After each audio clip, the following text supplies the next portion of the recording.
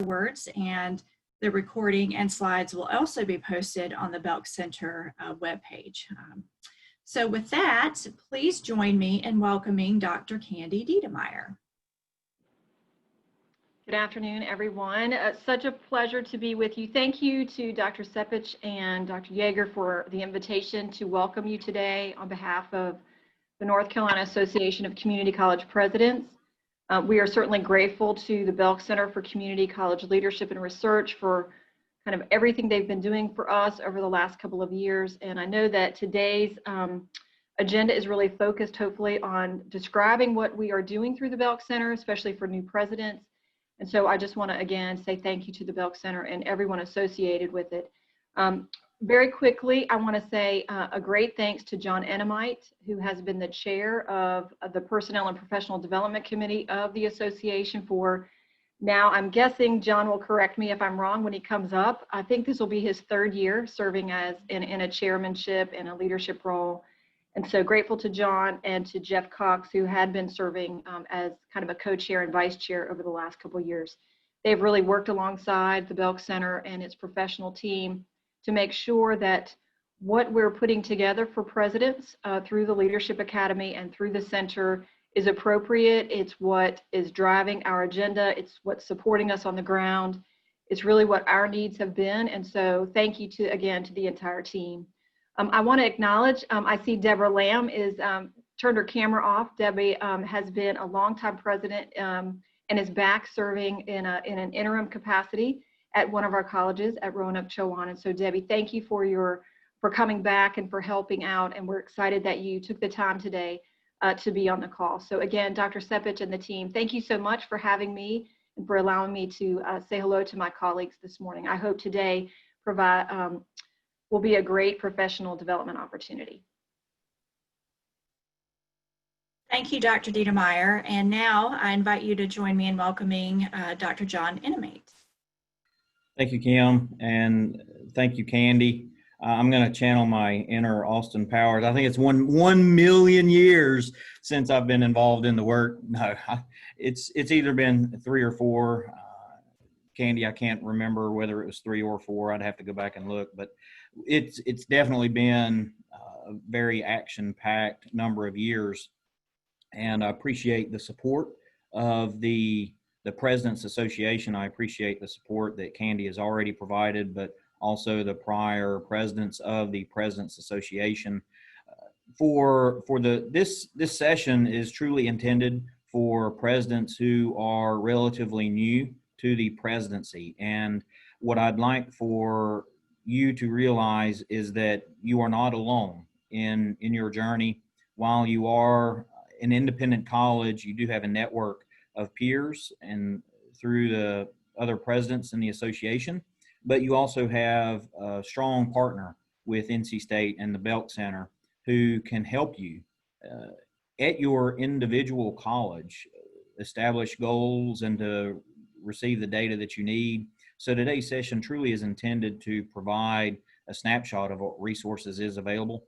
But I would like to also mention that the work, the partnership between the President's Association, the Personnel and Professional Development Committee within the association, and the Belk Center and NC State did come as a result of a unanimous vote of the President's Association who committed to the partnership. And so we frankly could not do this work alone. None of us have the time or the monetary resources to be able to put together such high quality programming and high quality resources that are available to each one of us. So our intent today, this partnership has been in place for a number of years now, several years, and our intent is to try to take the work, but to springboard into a President's Academy 2.0 for the newer presidents to, again, understand what is available, and to help you begin shaping what the possibilities are on your campuses. So again, I'd like to thank everyone for participating. We knew it would be a smaller group. It's by design. We wanted newer presidents to be a part of this. I'd also like to mention something that kind of came up in the spring is you'll receive a lot of information from the Belk Center, from the Personnel and Professional Development Committee. These are options for you, and it's voluntary work. So there's no need to feel as though you are any of these sessions are requirements and that you must do this or there's going to be some kind of negative repercussion.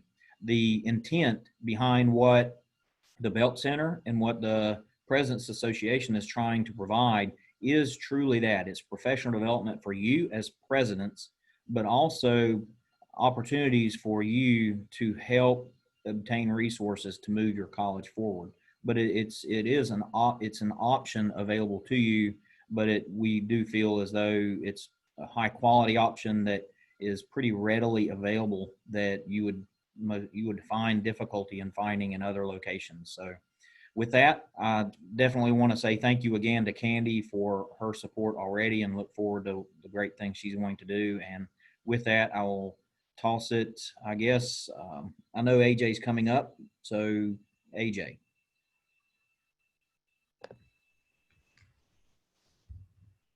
Well, I have the privilege of introducing the staff at the Belk Center, but before I do so, I did want to thank both President Deitemeyer and President Enrollment for allowing us to be in this space.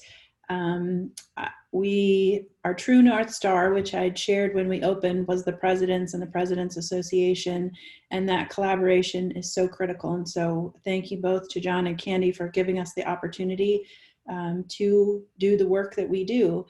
And it's really most critical that it aligns with your needs. And so these opportunities give us a check to make sure we're providing what you need, what are the resources and tools that you want, and where might be ways that we could add to what we're already doing. So thank you to the President's Association for giving us this great opportunity.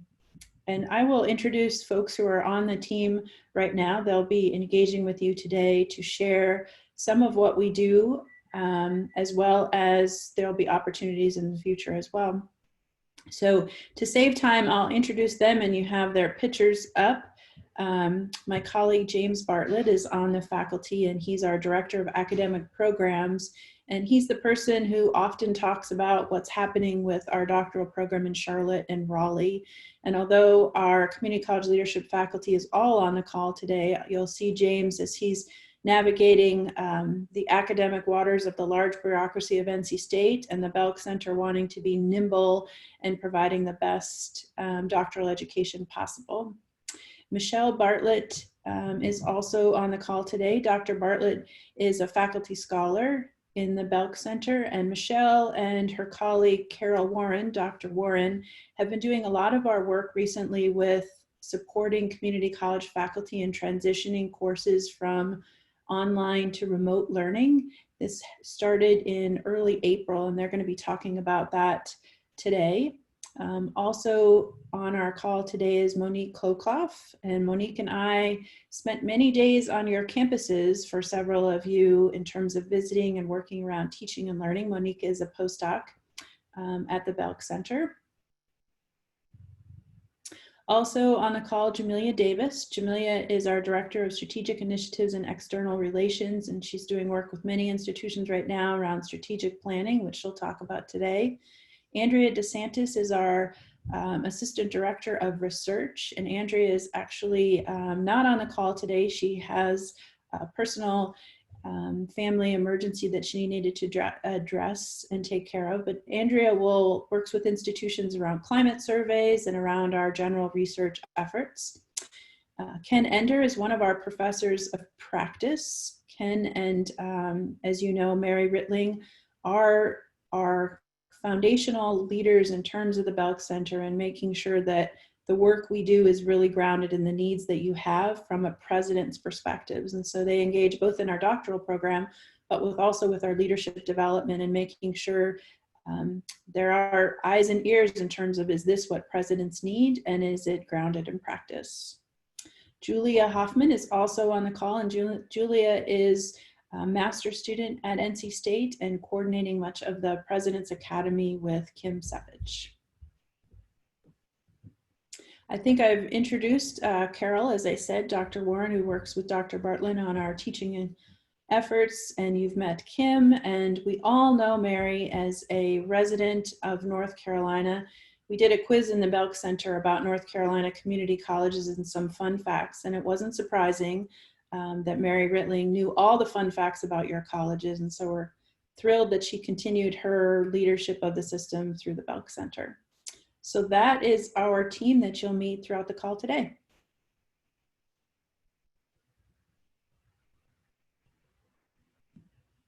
Can you turn to the next slide? Great. And actually the next slide after that as well. So for the next few minutes, we're going to share more about some of the efforts that we have. So both Candy and John mentioned about the work of the President's Academy, but we also wanted to mention a few other activities with which we're engaged to get your creative juices flowing on how we could serve your needs at your institutions. So I will turn it over to Monique to talk about our teaching and learning visits. Thanks, AJ, and good afternoon, everyone. Monique Kokloff, I'm one of the postdocs here at the center. In 2018, the Dallas Herring Lecture featured the president of Achieving the Dream, and she's talked with us about looking at community colleges from a faculty lens of increasing, enhancing, and changing the teaching and learning narrative. So for the 2019-2020 academic year, we spent some time on the road visiting 6 different colleges. When I say we, I mean both AJ and I. There also were some faculty that joined us, and there were 3 doctoral students from Central Piedmont, from Durham Tech, and from Surrey Community College who also joined us on our visits. And during our visits, we spent 2 days on campus hosting focus groups as well as individual interviews with faculty, staff, and students to really get a sense of what teaching and learning professional development has been happening for both full-time and adjunct faculty. And over the course of those 6 visits, we were able to collect 160 some odd hours of data. And in return, you'll see if you're visiting the Belk Center website under the Research to Action tab, you'll see the executive report that we released about a month ago that shares not only the themes that we learned in our visits, but also shares a little bit about some breakout information as we looked across the 6 campuses of the 58. One of the great things about this opportunity was it really took the chance or gave us the opportunity to take what we heard in December of 2018 and actualize that over the course of an entire year. At the end of each visit, we also were able to return to each campus president an executive summary of what we heard, some of the things that we were considering that would be helpful for bolstering and supporting some of the professional development for faculty, as well as some recommendations that came from our relationship with Achieving the Dream. One of the other folks who joined us on our visit is the Director for Teaching and Learning for Achieving the Dream, John Uzzini. And so we had a collective of both Belk staff, some of our graduate students in the EDD program, as well as folks from Achieving the Dream who sat and listened at 6 different campuses. And so it was a great project. There's so much more that I could share, but for the sake of time, I'll stop there. If you have more questions, please feel free to read the executive report that's on our website or contact me directly. And I will now turn it over to President Hunt, since his campus was one of the many that we visited over the course of the year.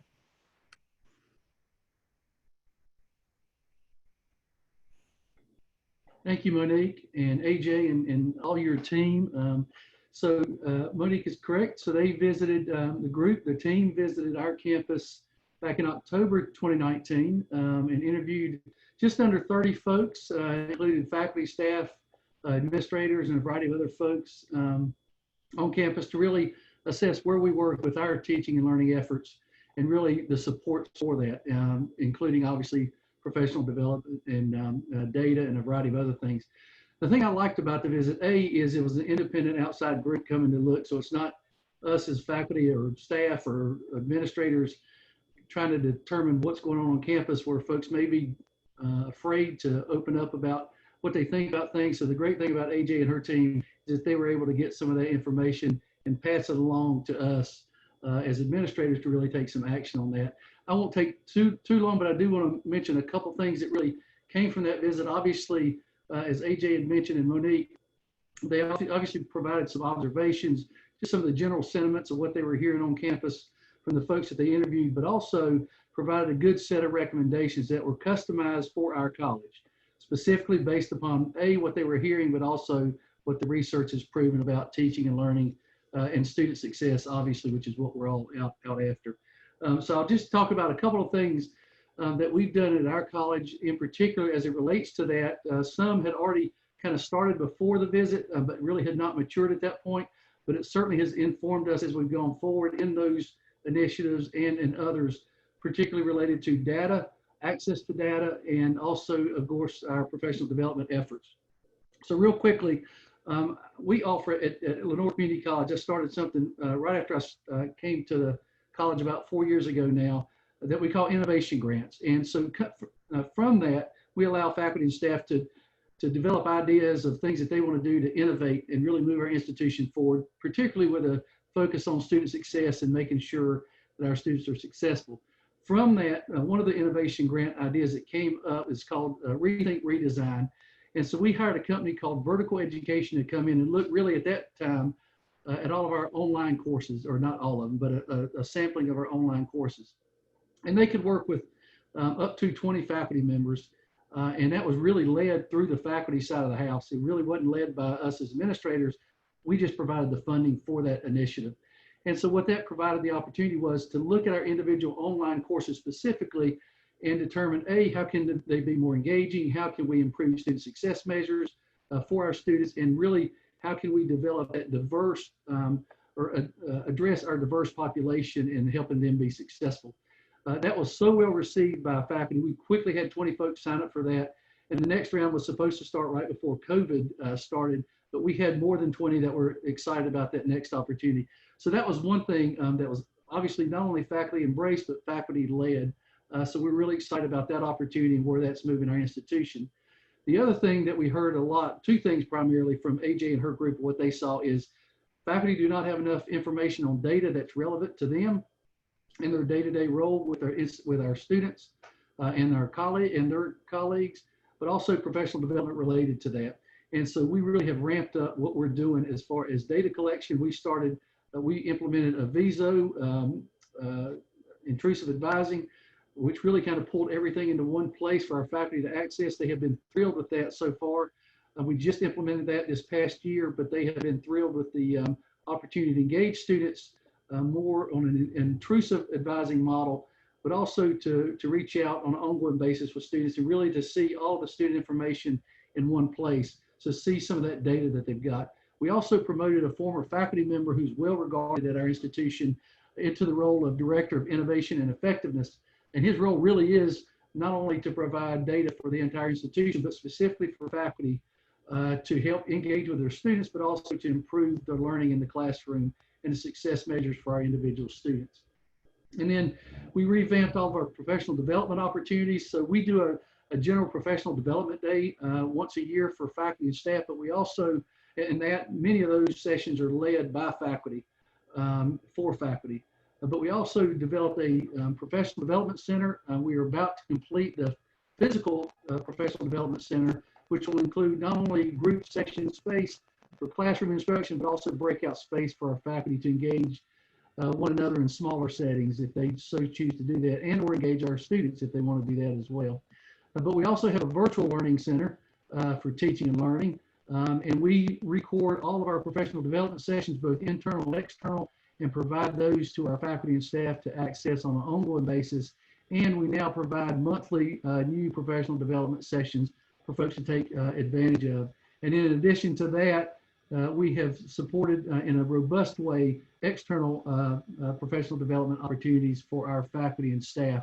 So those are just a couple of the things. And I know I don't have a whole lot of time, but I wanted to mention that. And one last thing, and I'll stop and move on, is we started something called synchronous education.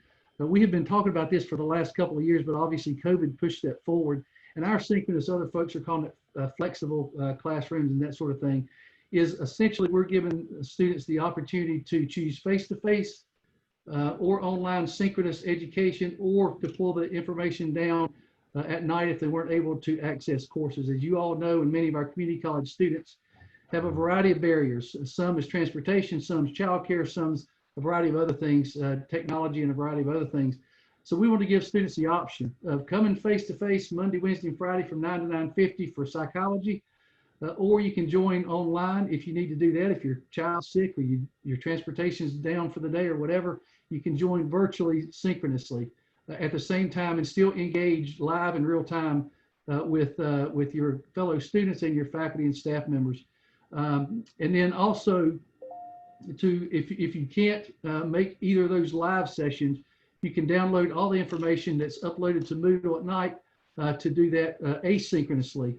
So given kind of the best of all worlds, I really think to our students, I think that's really the future of higher education, particularly at our college, as we move forward. So those are just a couple snapshots of what we're doing and what we really got from the session that AJ and her team came to college to help us with. Be happy to stick around later if anybody has questions at the end. And I think I've turned it back to AJ, is that right? I'm sorry, I may be wrong.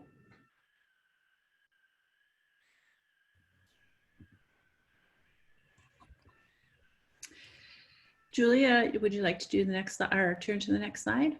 And I will turn it over to Doctors Warren and Bartlett. Hi there. Thank you so much for sharing some of your meeting time with us today. So we're going to talk a little bit about a program that we constructed and delivered during the spring semester.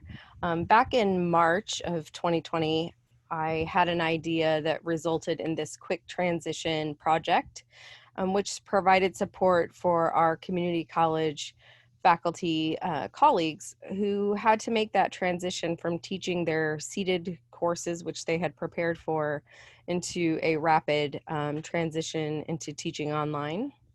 And we realized that faculty in the rural areas were struggling with access to Wi-Fi and could use a little bit of collaboration to think through some of the challenges that came along with teaching online.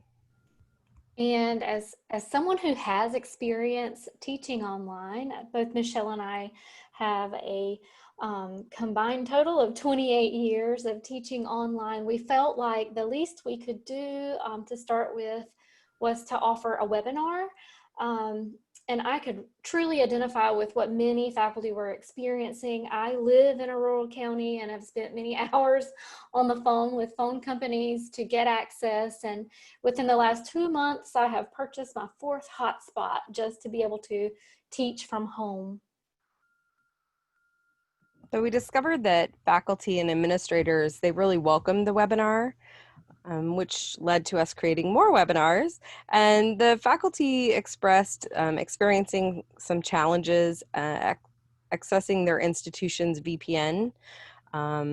They talked a little bit about needing more communication about procedures and processes, such as, what would fall registration look like and what would that enrollment process be.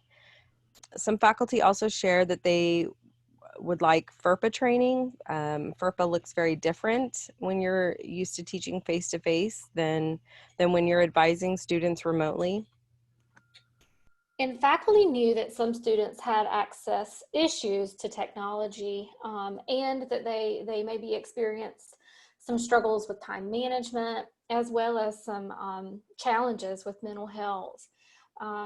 Many students shared with faculty that their access to a computer or device to do their work was shared with their families. So parents were working from home, as well as siblings were home doing school. So that resulted in having to share devices across the household. And sometimes they were trying to complete their work from their phone. So that first initial webinar that we offered, we offered that. We ended up offering it 3 times. And honestly, when we first offered it, we weren't sure if anybody was going to show up, and it would just be Carol and I sitting there talking to each other. But we had good interest and we had great attendance. And so we offered that same webinar 3 different times with over 300 faculty in attendance. And this led to kind of a short series of webinars that helped to launch this project. And then that grew into providing one-on-one coaching services. So Carol and I hired some coaches to work with the community college faculty, both individually and group counseling sessions, coaching sessions. And those kind of ranged from how-to sessions to people that were brand new to online learning, to also some of the more seasoned online faculty, just giving them extra hands, getting all of their quizzes online. Some of them knew how to do it, they just didn't have the time. So the coaches really were helpful in providing the extra hands, also with content design, helping them learn to navigate their new learning management system. And also, not only were these faculty new, but while they were getting comfortable with teaching online, they were having to then be the captains of the ship and helping navigate for students who were also new to learning online. So these coaches were really critical in that. So in addition to the coaching support, we created the Belk Center YouTube channel, where we had some instructional videos that they could, that we created that others could access when they needed them. We offered support to teams in the form of professional development. And we also had a resource guide that we created and made available with a list of all kinds of free tools for faculty to use when they were teaching online. And a lot of those were geared towards engaging with their students and increasing that online engagement. So faculty really continue to soak up any of the training, particularly around that online engagement piece, and especially those tools, the free tools to help them connect with their students and engage with their students and help their students engage with course content and engage with each other, and also to engage with that instructor. So overall, really the faculty that we worked with demonstrated what we already knew about North Carolina community colleges, that the faculty are dedicated, they're working hard and extra hours towards the goal of helping their students succeed. And as a former community college faculty member, it just brought me so much joy to be able to connect with my colleagues in this way. We ended up having North Carolina community college faculty from 55 of the 58 community colleges attend our online webinars. We also had faculty from 29 out of the 58 community colleges reach out and engage with our coaches through our coaching services, whether it was our short video tutorials that we created or that individual or group coaching sessions.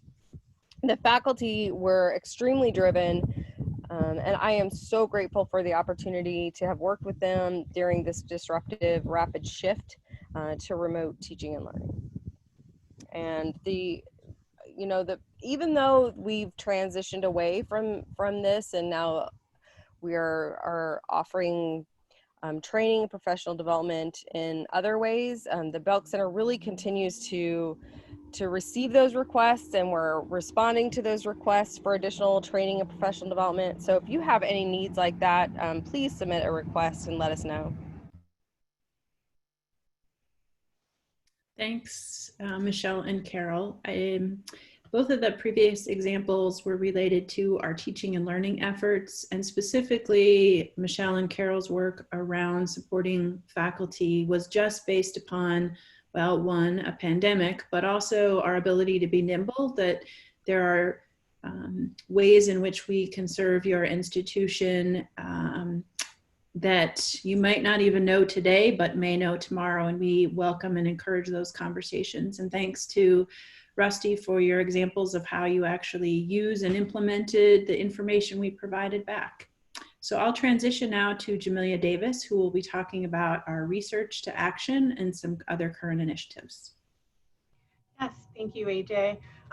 It's my pleasure to kind of highlight some of the services and work we've done for specific institutions over the last couple months, and to some extent over the last couple of weeks. And I'm also sharing on behalf of Andrea DeSantis, who couldn't be with us today.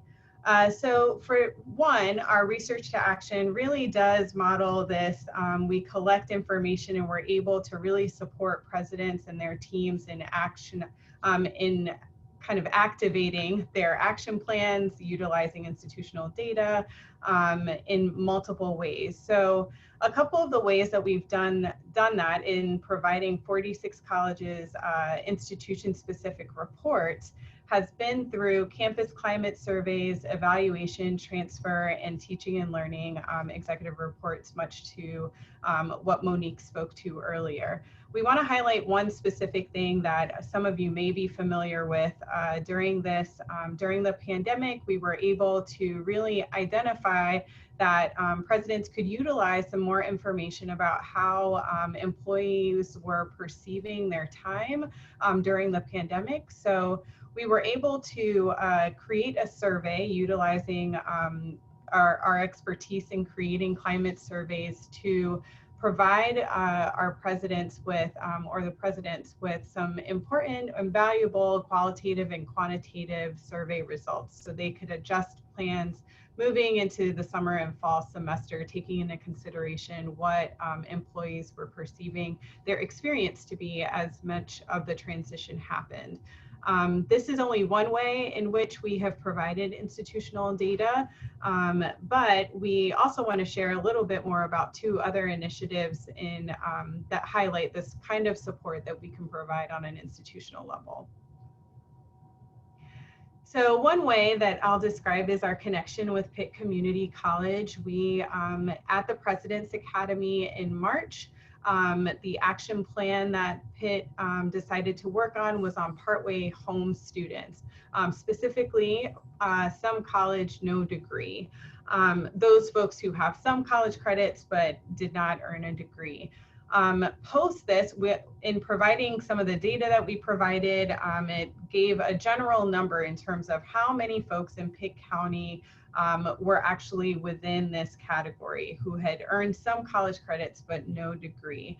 And it was great when we got a response from the Director for Strategic Initiatives there who said, how do we make sense of this data? We know that there's X amount of individuals who are in our county, but how do we reach them? We want to develop some actionable steps in order to serve folks who are there. So we were able to support them in exploring that data further. So for example, looking at how to identify those who have stopped out through the National Student Clearinghouse data, and also connecting them with Wake Tech with the Finish First tool, which we have also been involved in evaluating when it comes to the implementation of that tool. So along with connecting them to the data and that breaks down those numbers of some college no degree individuals, we also looked into identifying a way to do that by zip code. So they were able to target their outreach and marketing around there. So we look forward to being able to supporting various colleges around their action plans. As we gave that data, we know that there are more ways to really interpret that data to initiate more action. Last but not least, we'd love to highlight a little bit about how we've been supporting colleges through their strategic planning. We are in the midst of a strategic plan research project where we are going to be able to identify and highlight various promising practices across the state with reference to their current strategic plans. We know because of this research that there are a number of plans that are expiring. We also know that there are a number of new presidents who are, much like yourselves, who are engaging in starting up that process. So our investment and our time and focus in this has been heightened over the last couple of weeks. So we've developed some ways in which we'll plan on supporting colleges through their strategic planning process that really demonstrate different levels of engagement that we can have. So one way is that we can provide that direct consultation for executive leadership, for the executive leadership teams. We can also develop the tools like protocols or focus group tools and technical assistance to support colleges through that strategic planning process, and also provide additional guidance through facilitating the entire strategic planning process. One example I'd like to highlight is our work with Nash Community College as we continue to talk about how best we can support new presidents. This came up by President Honeycutt as we need to figure out how are we going to talk about strategic planning in a virtual environment. So we were able to present to them some useful tools that could be utilized to facilitate that process. And in doing so, they were able to start their process and to really revisit their current plan and look for ways that they could utilize various virtual tools to continue the engagement across campus and in their community as they work on their new strategic plan. And I'll turn over to Kim. Thanks, Jamelia. It's my pleasure to share just a couple more ways that we have supported community colleges, and then we can jump into sharing a little bit more about the President's Academy. So one of the things that we were able to do was support Durham Technical Community College in implementing a CARES Act process that was designed to make sure that CARES Act funding got to students who qualified for it in a really timely manner. And so when the pandemic first started, everyone was working very, very quickly to transition everything. And of course, Durham Tech was no different. And so they were really wanting to be sure that students who were qualified to receive some additional funding were able to receive that as quickly as possible. And so they called on us and said, can you help us develop a little bit of a protocol? We're going to call our students and we just need something to go by because we're going to have some volunteers from around campus who are helping us with this. And, if you can help us out, it'll save us a little bit of time and we can make sure that we get the funding distributed as soon as possible. And so we were able to do that. And I think we worked with them over a series of maybe 2 phone calls and were able to develop a line of questioning that the volunteers could use to talk with students and then determine the best way for them to go about filling out their information for their funding and receiving their funding. And so that was a real honor for me to be able to do that for Durham Tech and with Durham Tech to kind of help me, get back into the campus field just a little bit and speak to my student services experiences. So I was very honored to be able to do that for them. And then in the next slide, I just want to mention a couple of other things that we've been working on. We have been doing some professional development for colleges upon request.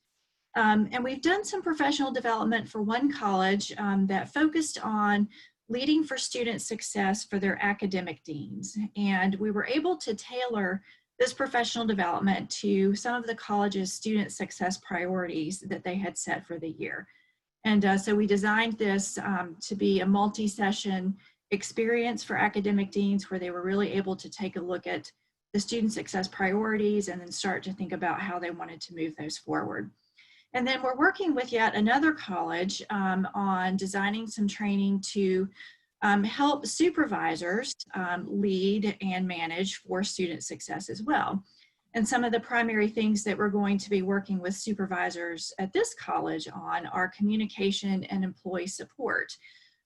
Thinking that, communication and supporting employees all lead to the successful implementation of programs that help students be successful. And so these are just a couple of additional ways that we are able to support colleges, and we're looking forward to maybe developing some more opportunities like this in the future. And so from here, I think we're ready to talk just a little bit about the President's Academy. And I know that many of you who are with us today are familiar with the President's Academy, maybe from a variety of perspectives. I know that some of you have participated in some of the events and others may be new and may have heard some about the events.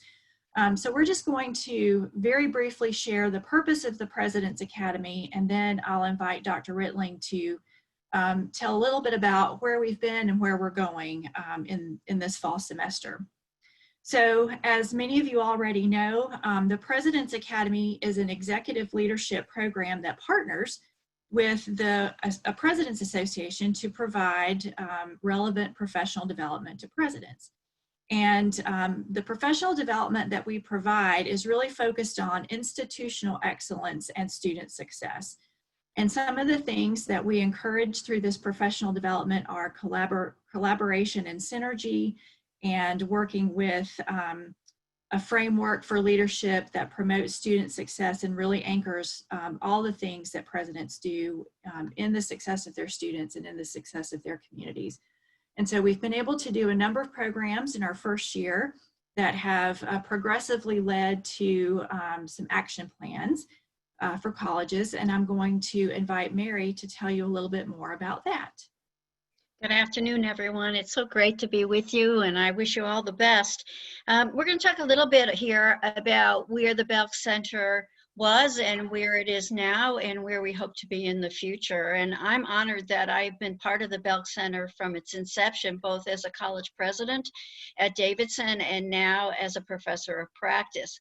And one of the things that I think we've realized as presidents is that our professional development is as equally as important as the professional development that we give our faculty and our staff.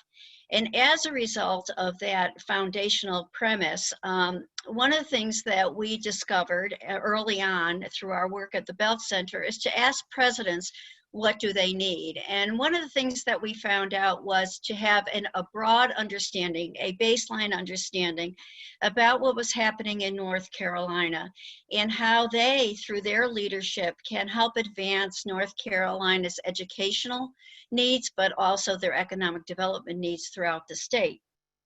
As a result of that, we developed a statewide leadership conference early on, and with that conference, we shared some of the macro data about what was happening in North Carolina, from a demographic standpoint, from an educational standpoint, from an economic standpoint. That led to a East and West symposia in which we were able to gather significant data for each one of the campuses for the presidents to see what was happening in their particular locale, but also then to do some comparisons with what was happening in the region. With the hope in that conversation, which was a day and a half, to look at the labor market outcomes, but also student outcomes. Who's performing well, who isn't, who are we reaching, who are we not reaching, and maybe beg some questions about what are institutional practices, what is working, what is not working, and what strategies might we think about, not only for our campus institutionally, but also maybe in conversations with each other. And then in March, we also conducted another East-West symposia with a bit of more intent, greater intention, I should say, around, okay, what is your problem, or what is the thing that you're doing on your campus that you think is working, understanding why it is, or what is the problem you'd like to address on your campus. And we worked with a team from the campus, and we worked looking again at data through facilitation with a facilitator to help the campuses prepare an action plan. I want to remind everybody, or this was kind of ironic, or maybe it wasn't, but the reality is these symposia happened the week before we had a major event in our country, which was COVID-19. And so campuses went back to their institutions and they worked on their action plans and decided in what direction they were going to go. And as you can see, we had a number of institutions participate. So that's where we started, and now we're going to move on. And here's what the action plans were really hoping to address: to develop a problem or an opportunity statement within the institution, and to engage your campus team, and then to plan your action plan. And the action plans, I think the next slide here will give this, the action plans were really directed upon basically three distinct areas: recruitment and enrollment, retention and persistence, labor market alignment, and also what is a livable wage and employment. The reality was that we saw some gaps, we call them leaks, in each one of these areas relative to what was happening with students. You know, the students we were seeing, the students we were not seeing, the students we were missing, the students we were not retaining. But more importantly, the big question was also, how are our curriculums and our programs of study, our pathways, both in CTE and also in transfer, relating to the labor market, to what was happening in your region? in your area and also in your region. And then to consider an action plan of how you might address maybe 1, 2, 3, or one big problem in one of these areas. So the institutions went back and they developed plans. We've seen some of the plans, they're outstanding. People are working very hard. Some of the new presidents who have gone to an institution over the last 6 months have contacted both Kim and I, and we are having conversations with those presidents about where are their action plans, what is their data, how can we help them develop some guiding questions within their institution and their team as they address not only their vision for the institution, but also how they're going to implement changes in their organization. So, we continue to recognize that the most important thing is to hear your voice. 2 things, hear your voice and offer you space. And so one of the things that we've done is we have done a survey. It's kind of interesting since I've been involved with the Belk Center from the beginning. So many of these items that you see that are listed are the same items that we saw a couple years ago. We did this survey just recently, and what emerged were the same 2 items that we saw a few years ago about presidents really needing or interested in professional development. 1, around leading equitable conversations, and 2, strengthening their teaching and learning on their campus. And what does teaching and learning really mean to my institution? We know if we don't understand equity and the relationship of what equity is in relationship to teaching and learning and its impact on our students, we probably can't meet the other 2 outcomes. The other 2 outcomes being, okay, that students complete and that they complete in a program that offers them an opportunity for a future. So we've taken this survey very seriously, and we are projecting going forward. Let me just highlight a few things that you see here about summer 2020. We did offer some critical conversations around topics that we knew presidents were most concerned about as they were dealing with the changing environment. And they were basically transactional in nature. You know, we heard about the campus climate. We had technology about teaching and learning and adjustments that had to happen relative to COVID. We looked at some of the issues around financial stability, things like, for example, what would be some of the data points that you'd want to look at as you're coming into fall semester, and what will those data points tell you, and then how might you adjust some of your finances on your campus. We looked at enrollment changes and trends. So for example, we looked at what was happening to the population on your campus, who stayed, who is coming, who do you think, how was the influence of distance learning on certain populations? So we talked about enrollment and that impact. We talked about CCP and about the students that were there and who might be returning. And then also had a conversation about enrollments and then keeping in mind those trends, particularly around equity. And then we looked at student success within that environment. What would be some of your leading and lagging indicators as you go forward? So taking that into consideration, and also the presidential survey that we conducted, you have received an invitation for the October 1st Equity in the COVID context, because I know that on many of your campuses, and at least in conversations with presidents, not only here in North Carolina, but across the country, we're all imagining what our community colleges are going to look like. We are transforming into a whole new environment, and we're addressing not only the students that we are serving now, but we also have to have concern about the students that we are going to be serving in the future. And so we are going to conduct a COVID conversation, current COVID conversation around equity, and help you reimagine your colleges within the context of the equity agenda. What is your equity-minded framework? What is your institutional's position? And what is your institutional's equity framework?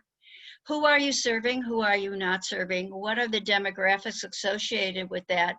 How do you look at certain data to help you identify where your gaps are? You may have a gap, it may have grown. You may never have had a gap in a particular area and now you're experiencing it. What are you going to do about it? How do we address it? And then, of course, we're going to look at some system level data. We've been working with the system office to help give you some baseline data, again, that you can use as you have these conversations on your campus. And then we're going to facilitate some small group discussions on October 1st.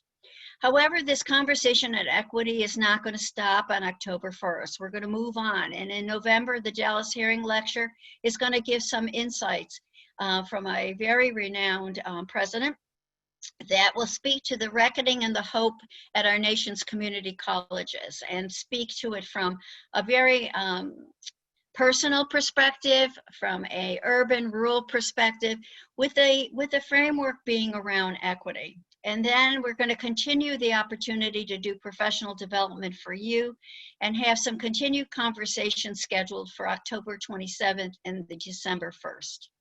So that's where we're headed. We're going to concentrate on those two main themes, equity and teaching and learning. And as we go into the spring, there will be other programming that will be associated with that through the Belk Center. As you know, and as you've heard, the Belk Center provides, I think, a robust category of student support for your campus and for you. And so your voice, again, is very, very important. So you will be receiving an evaluation at the completion of this little symposia, I guess, or webinar, and you will then have an opportunity to share with us, and I hope that you will share with us some of those professional development needs you see as a president in this in this COVID environment. So with that, Julia, I believe you're next. I am. Thank you, Mary. And like Mary said, an evaluation will be coming in this afternoon, and I will make sure to also attach the slides. So that way, if you would like to reference anything that we talked about, you can go back and click through them. A particular thing to reference later on is that we have put together the additional resources that we've provided presidents through previous symposia, particularly in March, and collected them and put them onto this slide. And so this is a really great resource for you all as you kind of dip your toes into what Belk does and the ways that we collaborate with other organizations to see how we've created partnerships to support your work. So I'm going to open it up for questions now, and to my Belk Center folks, if you all hear a question that pertains to your wheelhouse, please feel free to jump in and answer questions as well. So I'll invite you to unmute yourself and ask any questions that you might have, and then I will also take a moment to check the chat and see what has come through.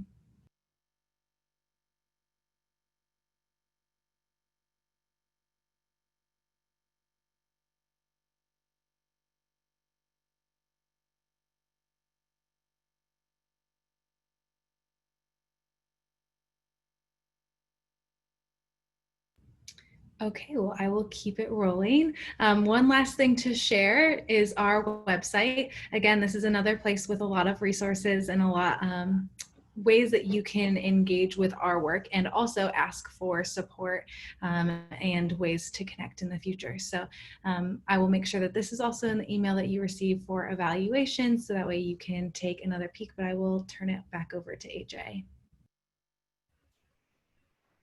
Well, at any time you have questions, we're only a phone call or email away, and I want to greatly appreciate our panelists and those who engaged in providing some information today, but especially to the new presidents who have reached out and hopefully will reach out. We are here to provide resources and tools and information to help you in your roles. And the only way we can do that is if we know what that is. And so we strongly encourage you to connect and greatly appreciate you taking time to be with us. Any final comments from anyone, or might there be a question?